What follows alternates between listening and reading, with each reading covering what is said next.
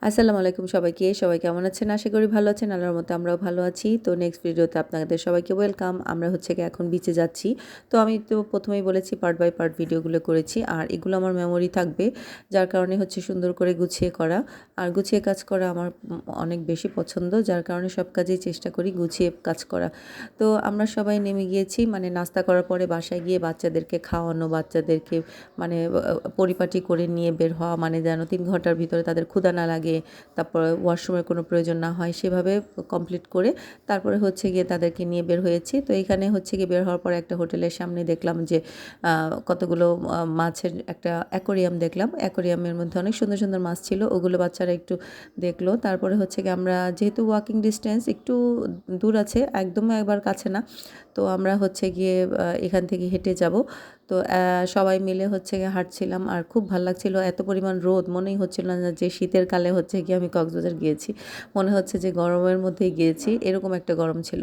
তো যাই হোক, আমরা হচ্ছে গিয়ে বিচে গিয়েছি। বিচে গিয়ে তো আমার মেয়ে খুব খুশি, কারণ হচ্ছে গিয়ে সে যখন দেখলো যে এত সুন্দর জায়গা, মানে হচ্ছে চারি সাইড খোলা, আর বাচ্চারা তো ঢাকা শহরে থাকে, খোলা জায়গা দেখে না, কম বললেই চলে, কারণ খোলা জায়গা মানে মাঠ ছাড়া কোনো খোলা জায়গায় তারা দেখে না। আর এত বড় জায়গা দেখে তো খুব খুশি। আমার মেয়ে তো জোরে দৌড় শুরু করে দিয়েছে।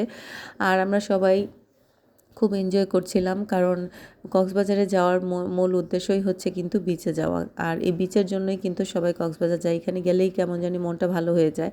তো সবাই সবার ছবি তুলতেছিল, আর পরবর্তীতে আমরা একটা ফটোগ্রাফার ঠিক করে নিয়েছিলাম যে আমাদের সবার ছবিগুলো তুলে দিবে, যেহেতু গ্রুপ ছবি, তারপরে হচ্ছে গিয়ে একসাথে ছবি, আর পানিতে দাঁড়িয়ে ছবি, এগুলো মানে মোবাইল দিয়ে তোলা যাবে না।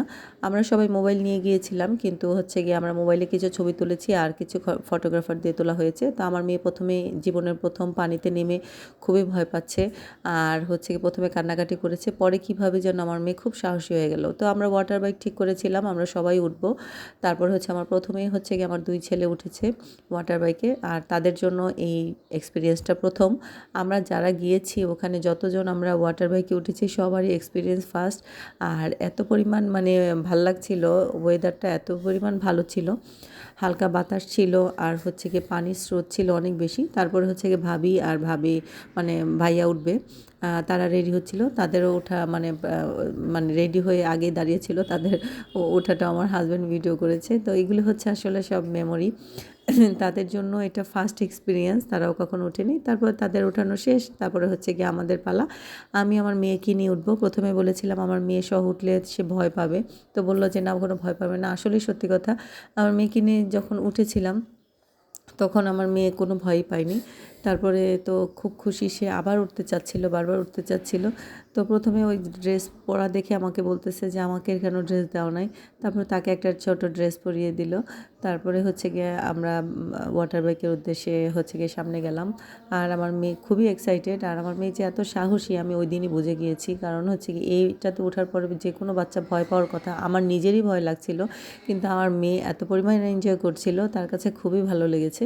তো যাই হোক, আলহামদুলিল্লাহ আমরা ওই দিন অনেক মজা করেছি, আর বাচ্চারাও খুব এনজয় করেছে। বাচ্চাদের এনজয়ের জন্য আর বাচ্চাদের ভ্যাকেশনটার জন্যই কিন্তু যাওয়া, আর সাথে সাথে আমাদের এনজয়টাও অনেক ভালো হয়েছে। তো যাই হোক, তারপরে হচ্ছে আমার হাজব্যান্ড উঠেছে, আমার হাজব্যান্ড একলাই উঠেছে, আর সাথে ওখানে কেউ উঠে নাই। আর সেও এনজয় করেছে, কারণ তারও লাইফে ফার্স্ট হচ্ছে গিয়ে ওয়াটার বাইকে ওঠা। তো আসলে মানে পানির স্রোতটা যদি না থাকে ওয়াটার বাইকে উঠে কোনো মজাই নেই। পানির ঢেউটা এত পরিমাণ উচ্চা ছিল, মানে এত উপরে উঠে যাচ্ছিল, আর অনেক দূর পর্যন্ত ঘুরিয়ে নিয়ে তারপরে নিয়ে আসে। এটা খুবই মজা পেয়েছি আমরা। প্রথমে আমার মনে হচ্ছিল পড়ে গেলে, তো আমি ওয়াটার বাইকের লোককে জিজ্ঞাসা করেছিলাম যে আপনাদের এখানে কোনো অ্যাক্সিডেন্ট হয় না, যে অনেকে পড়ে যায়? বলে কি এরকম কোনো ঘটনা আমাদের হয় নাই। তো জানি না সত্যি কিনা মিথ্যা, সত্যি বলছে কিনা মিথ্যা বলছে। তারপরে হচ্ছে গিয়ে আমার মেয়েদেরকে ফটোগ্রাফার সুন্দর করে অনেকগুলো ছবি তুলে দিয়েছে।